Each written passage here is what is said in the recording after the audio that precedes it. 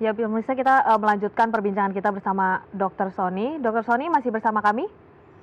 Ya, masih Mbak Priscilia, Mas Baik, Andrew. dokter, ini juga yang selain libur panjang tadi yang diantisipasi supaya angka lonjakan kasus tidak semakin meningkat adalah pilkada. Momentum pilkada ini yang akan beberapa hari lagi kita hadapi, kita laksanakan bersama-sama. Nah, bagaimana akhirnya eh, antisipasi supaya tidak terjadi klaster pilkada nih, Dokter Sony?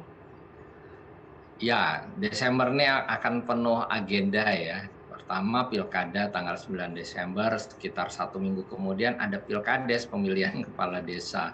Lalu kemudian di akhir tahun kita punya libur yang cukup panjang. Jadi memang ini menjadi tantangan kita semua.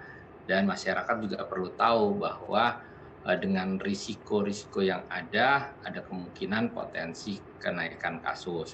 Jadi untuk pilkada ini KPU sudah mengeluarkan peraturan KPU yang memang isinya itu bagaimana pelaksanaan pilkada dengan protokol kesehatan yang ketat. Misalnya saja, biasanya sesuai dengan peraturan yang ada, satu TPS itu boleh untuk 800 pemilih.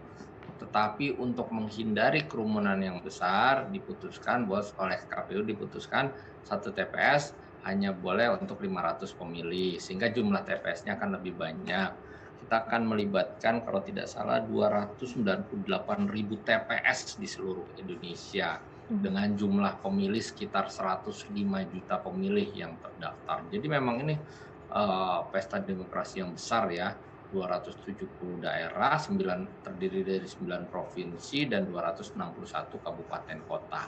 Nah, kami di Satgas harus melihat dan memberikan informasi kepada KPU maupun Bawaslu selaku penyelenggara pemilu tentang risiko dari masing-masing daerah.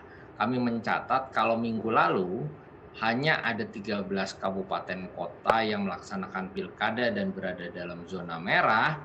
Minggu ini ternyata ada 24 kabupaten kota yang berada dalam zona merah dan menyelenggarakan pilkada. Jadi naik jumlahnya.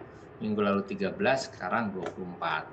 Kalau kabupaten kota yang menyelenggarakan pilkada ini berada dalam zona merah, tentunya potensi penularannya menjadi tinggi. Oleh karenanya harus dipastikan betul bahwa KPPS, panitia pemilihan di setiap TPS itu betul-betul sehat yang pertama. Ya, penyelenggaranya sendiri harus sehat, makanya mereka dilakukan tes, ya baik dengan rapid maupun dengan swab test. Yang kedua, dipastikan bahwa TPS yang ada nanti itu betul-betul aman, ya sirkulasi udaranya baik, terus kemudian bisa memungkinkan terjadinya jaga jarak, dan seterusnya. Yang ketiga, kita harus bisa mensosialisasikan kepada para pemilih bahwa mereka datang ke TPS menggunakan masker. Walaupun masker itu sebetulnya diwajibkan bagi mereka yang keluar rumah dan berada di ruang publik, tetapi bukan hanya saat pilkada, tetapi juga dimungkinkan pada saat mau mencoblos seseorang tidak memakai masker, padahal peraturan KPU menyebutkan bahwa orang yang memilih harus menggunakan alat pelindung diri minimal masker. Nah, bisa jadi mereka nggak pakai masker.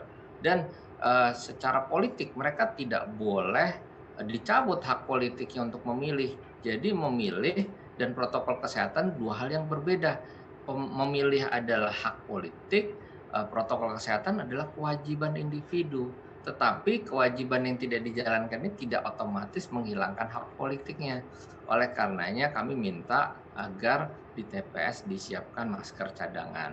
Tetapi dengan anggaran yang terbatas, memang disiapkan sekitar 20% dari pemilih, nggak bisa 100%. KPU menyiapkan misalkan tadi 500 pemilih, maka ada 100 masker cadangan yang disiapkan oleh KPU. Lalu kemudian kan bisa juga orang misalnya nggak mau pakai masker dan ngotot tetap masuk, maka harus ada upaya-upaya yang lebih tegas dari Bawaslu.